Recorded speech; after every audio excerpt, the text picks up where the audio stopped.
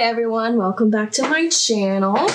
Today I am going to be flipping through my 2024 reading journal pages for you guys. If you watched my 2025 setup video, you'll know that I'm using this notebook for my 2024 pages, which are right here, and then the 2025 pages are going to be in the second half of the notebook. I'll go ahead and link that in the description, as well as put a card up with a link to that. But I am very excited to show you guys these pages. This is my first year using a B5 size notebook for my reading journal.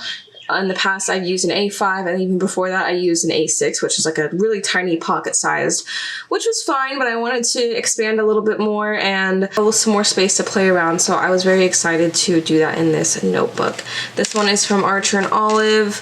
I don't know if they have this exact one, but I do have a discount code if you would like to see what other notebooks they have. They've got lots of gorgeous styles. The code is Planned and Planted 10 for 10% off. But let's go ahead and look at some of these pages. So of course you got your entry page here. I've got my name and some of my cute little bookish stickers that I've found over the year and that were sent to me. This is my cover page. And this was my 2023 reading recap. Every year I like to have a yearly recap of some of the stats from the previous year, and I like to keep it in the notebook for the next year so that I can kind of see where my stats were, what kind of reading I was gravitating towards, where I need to diversify my reading. And I do talk about this in my 2024 setup, where you can see where I set up all of these pages versus how they look now when they're filled in. So I'll also link that video in the description, but I thought I just like having these pages here. This is my new release tracker. I have mentioned this before, but I didn't really keep up with this over the year. I put a lot of stuff in here at the beginning of the year when I was setting it up, but then I just didn't really reference it for the rest of the year, so I decided not to include this page in my 2025 pages, but I am tracking new media releases in my common planner. These are all of the books that I read in 2024. I read 45 books this year. A lot of good reads in here, some that were pretty meh, and most that were in between, so you'll see some of the individual spreads later on. This was my reading bingo page. I did get a bingo. My goal for these is always to get a blackout, but as you can see, I didn't complete everything, which is totally fine. I did carry some of these prompts over to 2025 if you watched that setup video, and then you can kind of see down here which books went with which prompts. This year, I think I am going to number the squares when I finish it, like put numbers in the corner so that I can more easily see which one coordinates with which, because I just went by color. You know, there's 3 different yellows in here, so it's not quite the script. I mean, I generally remember, but just to have a little bit more organization for if I ever look back on these in the future.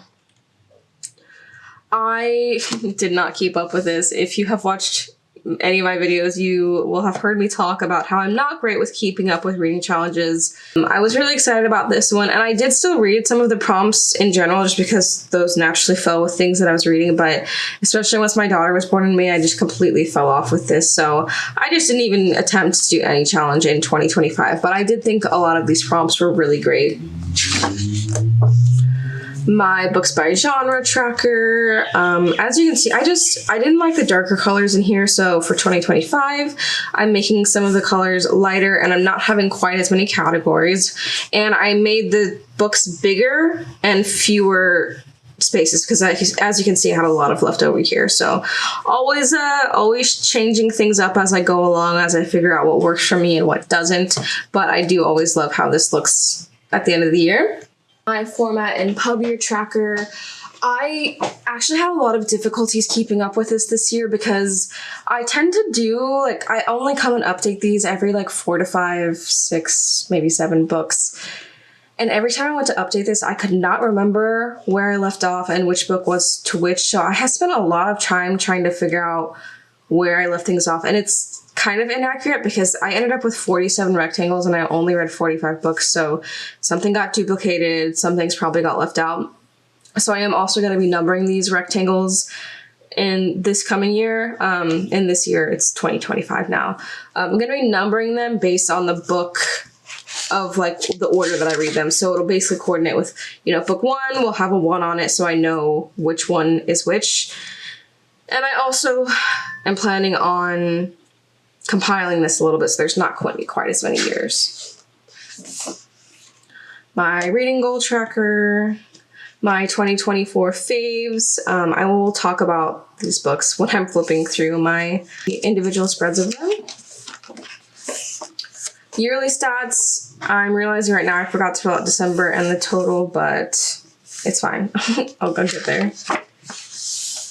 Library savings tracker, I saved $360.75 this year by using the library. I actually saved more if we count the books that I checked out and didn't read, but this is just me tracking the books that I checked out and did read to some degree.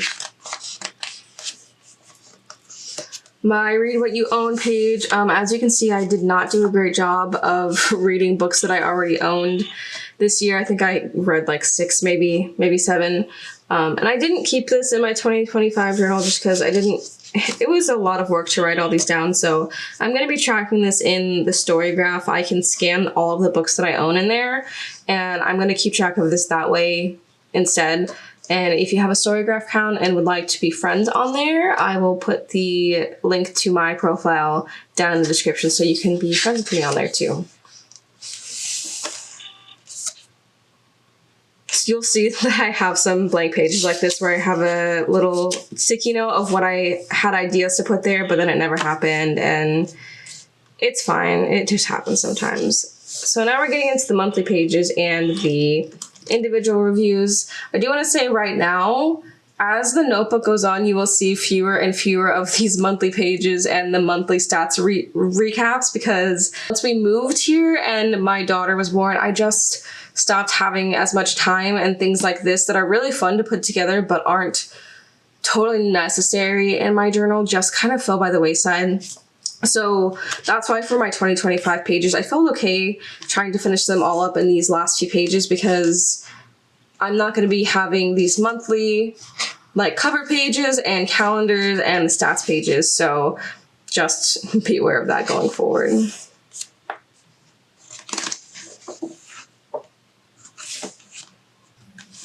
When I was tracking my monthly pages, I would just basically have a color for each book that I read in the calendar page so I could see how long it took me to read each one, and I would try to coordinate it with here. Some of them have TBRs. I don't do great with TBRs. I'm very, very much a mood reader, so they don't always stick to those either. And then I tried to put some like dates about release dates and library books do, book clubs, things like that. But they're all of the monthly pages are kind of different. I'm also not going to stop to talk about every single book in here, but I am going to highlight some of my favorites. So, that being said, Against the Loveless World by Susan Nabulawa was one of my favorite fiction reads from this year. Susan Nabulawa is a Palestinian woman, and she writes a book about Palestine. It's a historical fiction book. It's kind of a love letter to Palestine and the people who live there.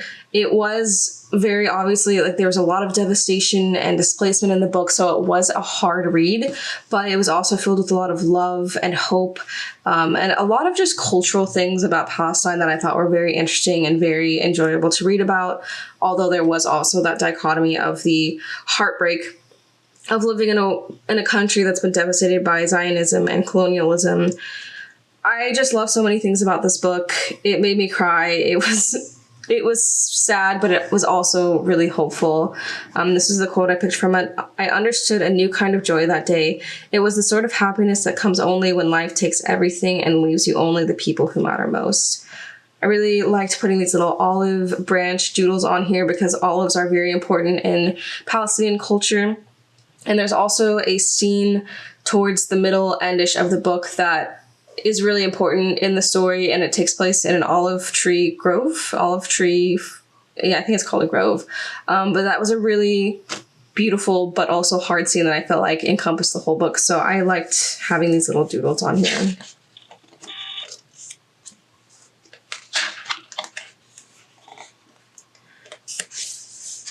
Aina Hanau was also another one of my favorites. It means Birthland in Hawaiian. I picked this book up when I visited Hawaii back in September of 2023, and I ended up getting pregnant with my rainbow baby on that trip. I grabbed this book from a bookstore, just not really knowing anything about it, and it is a poetry collection by a Hawaiian author. I don't read a lot of poetry, but I really, really enjoyed this book. I read it at the beginning of the year while I was about 4 or 5 months pregnant, and we had also learned that we would be moving to Hawaii a few months after that. So I was reading this book and I decided to read it aloud because I know that poetry can make a little bit more sense when you're reading it out loud versus reading it in your head like most books. And I just connected with it so much. And my daughter was kicking a lot when I read it, so it just was a very special book in that sense. And it was also really nice to learn some of the Hawaiian culture before I moved here so that I could have a little bit more appreciation for the world that I was stepping into. So I really enjoyed this book.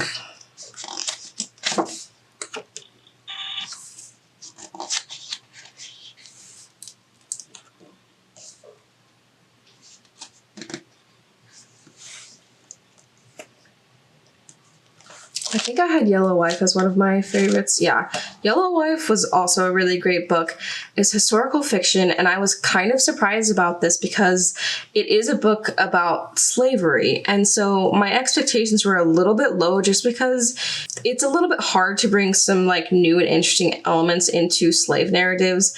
But I really enjoyed this. It brought a fresh perspective to an enslaved narrative. The writing was great. The plot was actually really captivating, and it also took place not too far from where I lived previously in Virginia, so it was really cool. It was, cool isn't the right word. It was interesting to read about a place, the history of a place that I was currently residing in, so I really enjoyed this book and I highly recommend this too as well.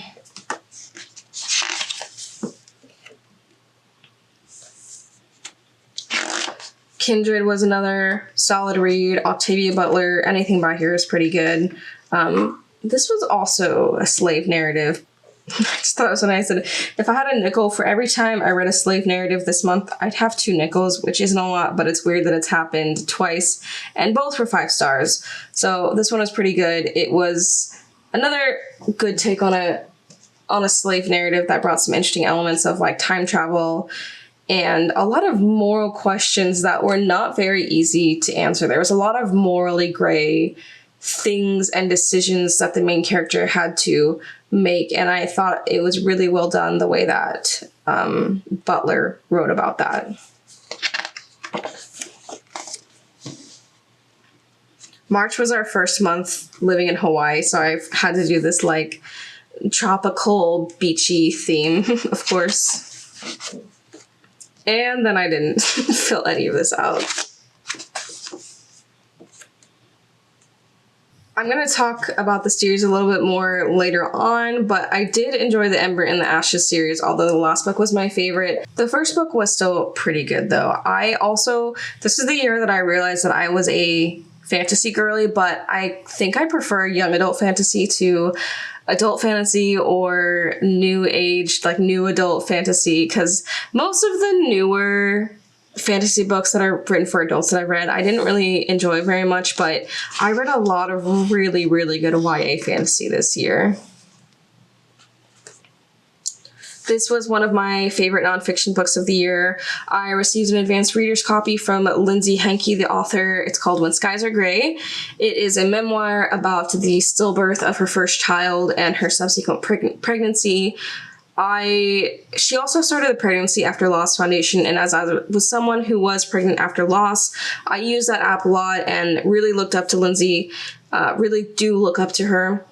So when I found out she had a book coming out, I was like, I need this. I need to have this. And she was really sweet to send me an advanced reader's copy. Obviously, this was a very, very emotional book, and it was hard to read it sometimes, especially as somebody who has experienced stillbirth and then reading about somebody else's experience and then also their subsequent pregnancy while I was pregnant again after my loss. So there was a lot of catharsis reading someone else's experience while it was happening to me. And it was just really well done. There was a lot of things I related to. But also, even if you haven't had that exact experience, it's still just a really touching memoir that I really appreciated. And I really loved this quote: "I would not hide my grief as I did not hide my love. I'd come to see my grief as a battle scar I wore proudly for loving so deeply." So I feel like that quote encompasses the power of this book. So I would definitely recommend this book. He, She, They by Skylar Baylor was also really good. It's a really informative book about gender and sex. And it's also part memoir. So he does a really great job of narrating the audiobook. I listened to this on audio, and it was just very impressive. As somebody who tries as hard as possible to be an ally to the trans and non-binary community, it was so informative, so helpful, and I feel like there was a lot of things in here that I just didn't know, even as somebody who tries to learn about these things actively.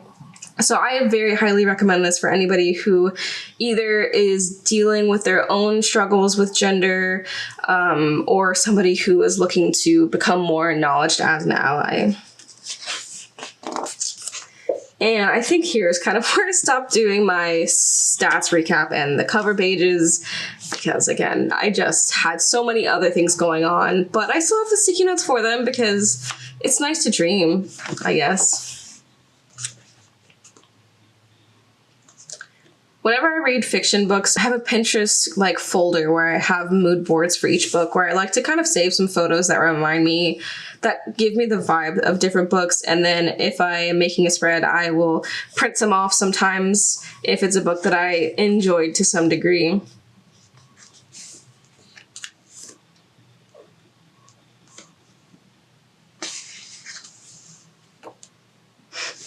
This was his second quarter stats. I was trying to do just the stats for all of the second quarter because this was all of the books I read in the second quarter of the year, because I did not read very much when my daughter was a newborn, but didn't happen. It's okay.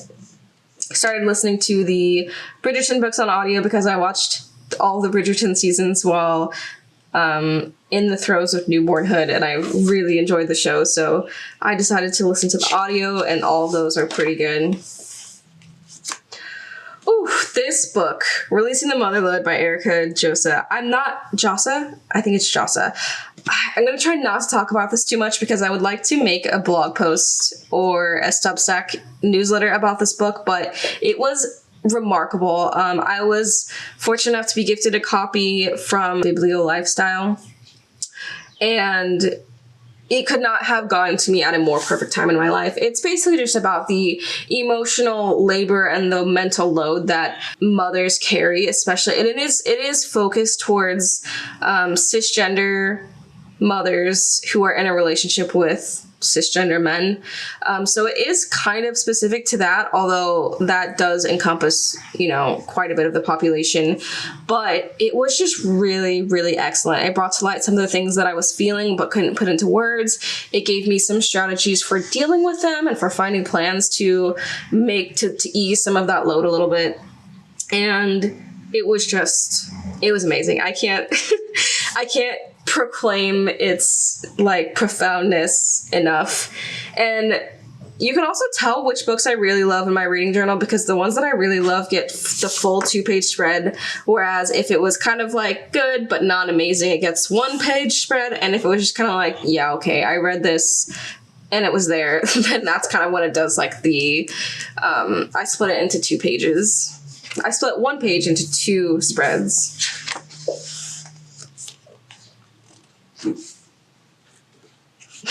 I think it's funny that the last monthly page I did was March, and then all of a sudden it's September, because I started having a little bit more free time, finding a little bit of my footing as a mother in September. So I made an attempt to get back into my monthly pages and stats reviews and all that, and it doesn't quite work out, but it's still fun to have these creative pages like this.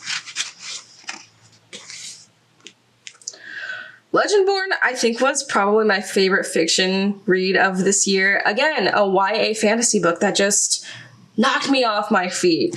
I really felt like I was so engrossed in the story. It was one of those stories that I was just thinking about constantly when I was not reading. And basically any free moment I had, I was sitting down to read this book because I just had to know what happened next.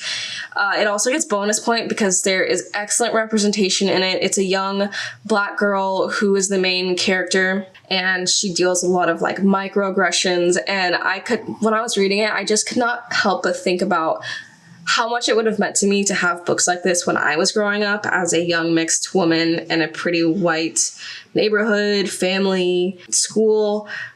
So that part of it was kind of like healing for my younger self. And it also had a lot of themes of grief, which if you have followed me on Instagram or my blog, I do talk about grief and loss a lot.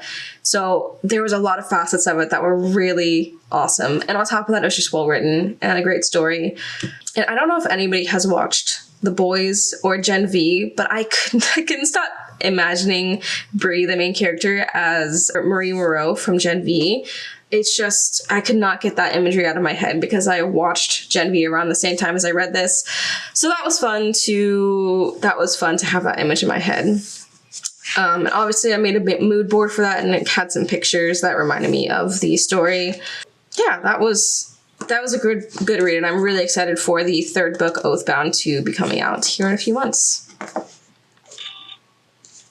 The sequel was pretty good, but not quite as good as the original one.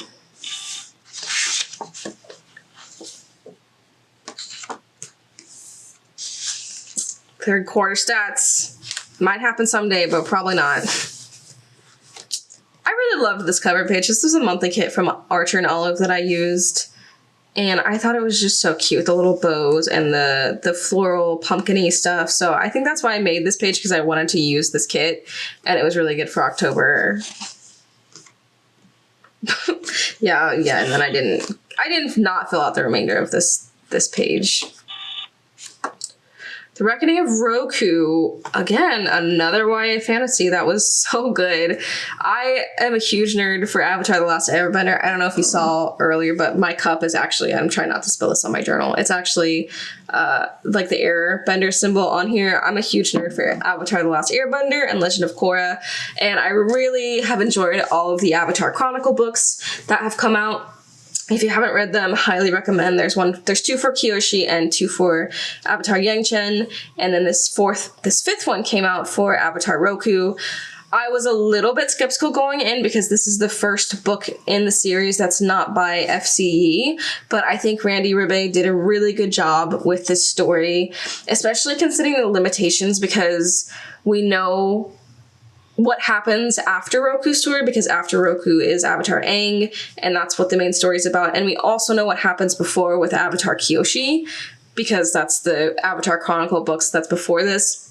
So he had a lot of limitations with what he could do with the plot and the story based on things we already knew, and he still did a great job. Again, there's also themes of grief in here, which always just like, I have a very large appreciation for anybody who tackles grief in books, because I think it's something that Western society lacks quite a bit and needs a little bit more emotional literacy about. So I'm always appreciative of books that do that, and they always win a few more points in my books when they do that. I don't have too much to say about this book, except if you haven't read it, listen to the audio, because Michael C. Hall did a fantastic job narrating this.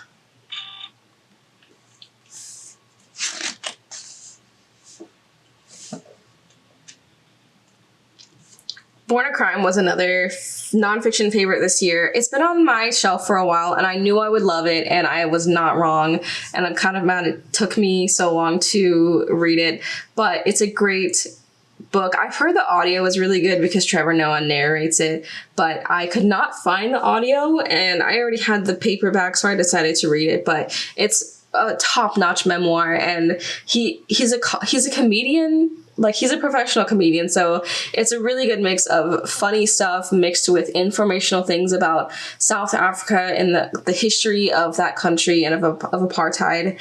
And also, it also kind of sad because there's some really like not great things that happen to him in his childhood and in his youth that he overcomes to become this very successful man now. So I thought this was a really great memoir, and there was some really funny parts that there were some stories in here that I truly had to put my book down because I was laughing just imagining them happening, and that does not happen for me very often with books. I cry pretty regularly at books, and I'm pretty sure I did also cry at the end of this one, but it's very rare for a book to make me actually like belly laugh, and this one did do that.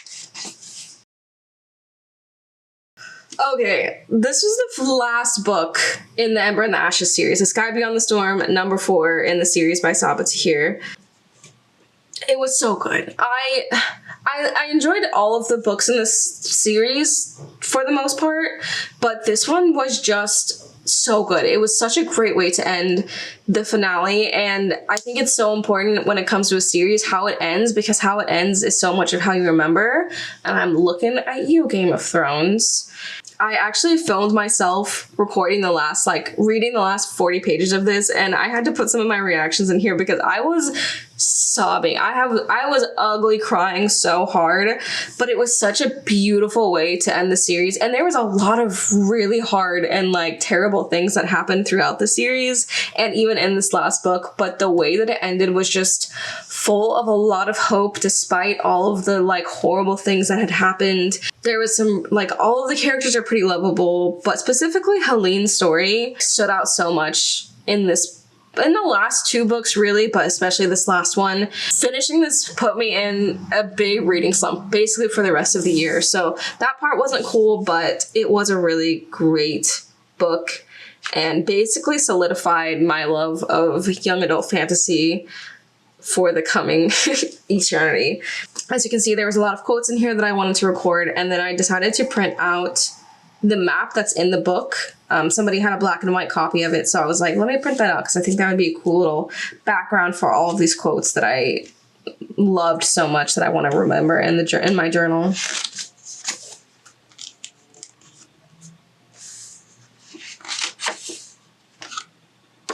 The Berry Pickers was a really great read. Another one that I had on my shelf and that I knew was going to be great, but it was very fantastic. It's a dual point of view story that also has a lot of slippage of time. Like, they kind of go back and forth in time a lot. So there's quite a few layers in it that give it this dimension that makes it an even more memorable read. It is by an Indigenous author, and it's about an Indigenous family back in, I want to say, the 1960s. It is a historical fiction, but it's just about their life and some of the horrible things that they went through and how they survived it. There is something that happens in the book that was very relatable for me and brought another layer of appreciation for it, and that just kind of solidified it as one of my top fiction reads for the year. And obviously blueberries are a big theme, and not theme, but they're a big part of the book because they spend a lot of time in their youth picking blueberry fields. So I had to draw in here some little blueberries for this spread to match the cover, of course. And then the last book I read, also by an Indigenous author, was The Serviceberry by Robin Wall Kimmerer. She is also the author of Braiding Sweetgrass, which is actually one of my absolute favorite books of all time. It's a really short read, so you could finish it in a day, maybe 2. I think it took me 2 or 3 days to read it, but it's just about the gift economy and bringing the practice of gift giving and strengthening your community that way.